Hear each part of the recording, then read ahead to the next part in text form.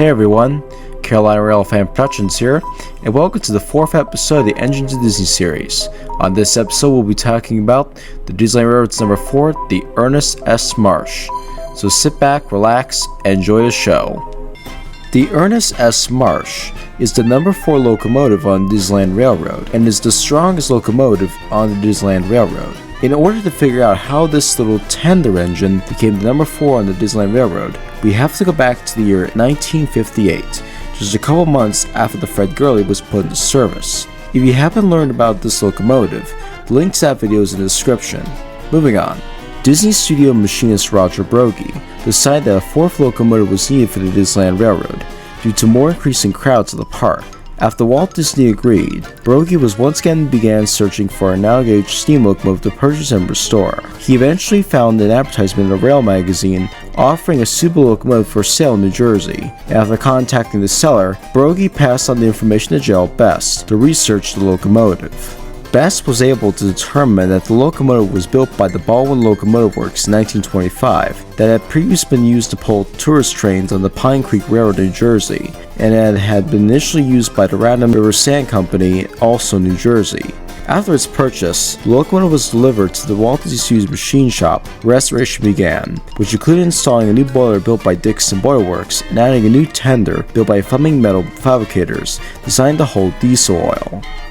The locomotive became the Disneyland Railroad's number 4 locomotive and was named after the 19th president of the Santa Fe Railroad, Ernest S. Marsh. When it was built, it was designed to resemble the Denver Rio Grande Western Montezuma locomotive, per advice from Ward Kimball. It went into service on July 25, 1959, at a cost of the restoration of more than $57,000. 1959 was also the year in which the e-tickets arrived for the old ticket book system Disney parks used back in the day, with A for being the more mundane rides and E for the more thrilling rides. When the e-tickets arrived, the Disneyland Railroad, along with a few other attractions at Disneyland, were listed on it at the time, which they were best tickets at the time of their release. The Ernest S. Marsh is a 240 prototype locomotive, which means it has 2 leading wheels, 4 pairs driving wheels, and no trailing wheels. Its gauge is 36 inches. Its boiler pressure is 165 psi. It weighs up to 26,000 pounds. Its drivers weigh up to 23,000 pounds. Its driver diameter is 20 inches. Its tractive effort is 7,012 pounds per square inch. Its cylinder size is 10 times 14 inches. Its fuel capacity is 175 gallons of biodiesel, and its water capacity is 400 gallons of water. The locomotive also came equipped with a Power 4 chime. Later on, the engine was later equipped with a couple of other whistles such as the Luckenheimer 4-inch 3 chime and Crosby 3 whistles. Here are a bunch of samples. Just like many of them did.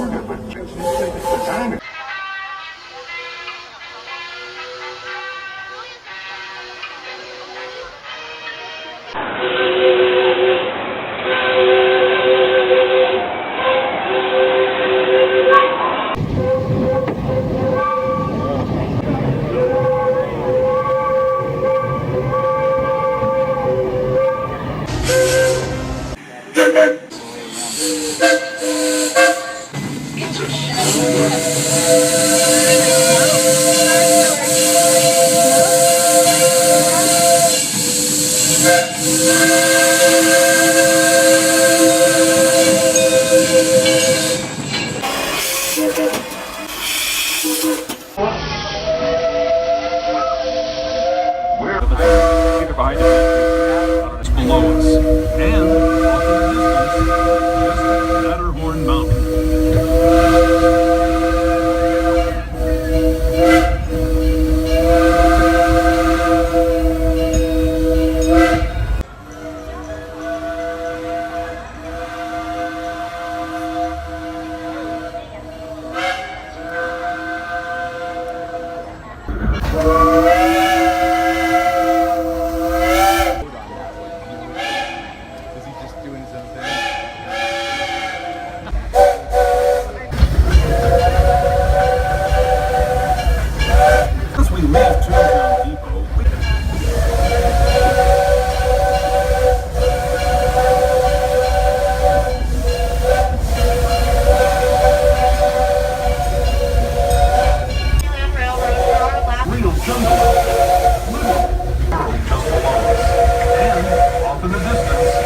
majestic Matterhorn Mountain.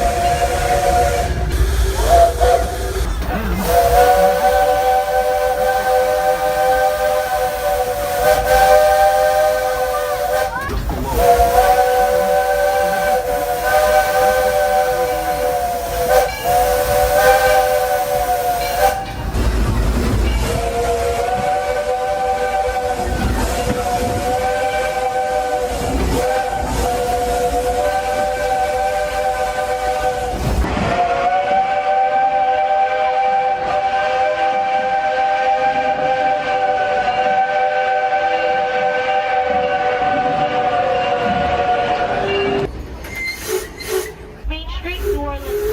Off in the distance, majestic Matterhorn Mountain.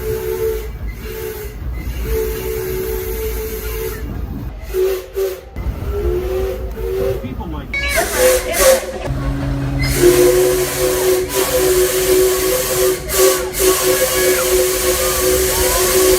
might be worth it.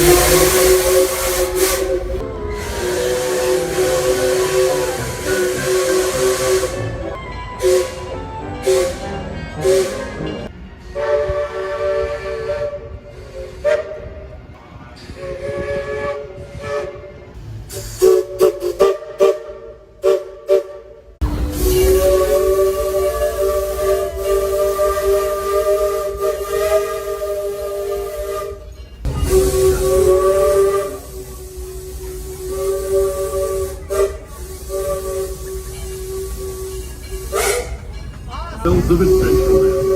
It may seem peaceful through here, but trust me, it's a real jungle out there. Land of them all, Fantasyland.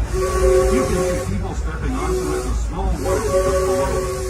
And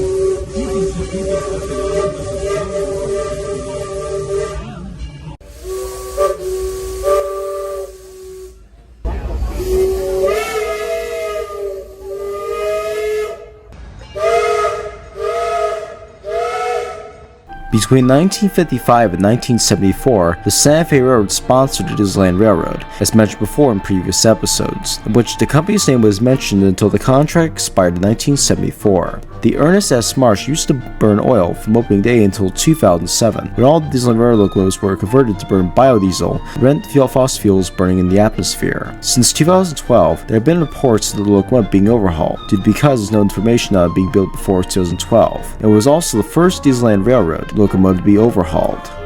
Interestingly, despite being the smallest of the 5 Disneyland Railroad locomotives, the Ernest S. Marsh is considered to be the most powerful in terms of tractive effort, as almost all of its weight sits on the locomotive's drivers. The Ernest S. Marsh, despite its small appearance, is still a husky little locomotive, but don't let his size fool you. He is still one of the strongest locomotives on the railroad, from working at a sand company to working at a few tourist railroads to becoming number 4 on the Disneyland Railroad. And besides working at Disneyland, the engine was also another locomotive to take part in the Fullerton Railroad Days event in Fullerton, California. In fact, back in 2015, when I visited Disneyland, I have actually seen this locomotive in person and rode behind it, long before I started my YouTube channel, as I took a photo with the engineer and engine itself up front. The Ernest S. Marsh is still living on at Disneyland, and always will be, as part of Walt Disney's love and passion for trains. Thank you so much for watching this latest video of Engines of Disney. If you enjoyed the video, subscribe for more great content. If you really enjoyed the video, like and leave a comment if you enjoyed it. I'm Carolina Rail Fan Productions. Have a good day, stay safe, and have a good one.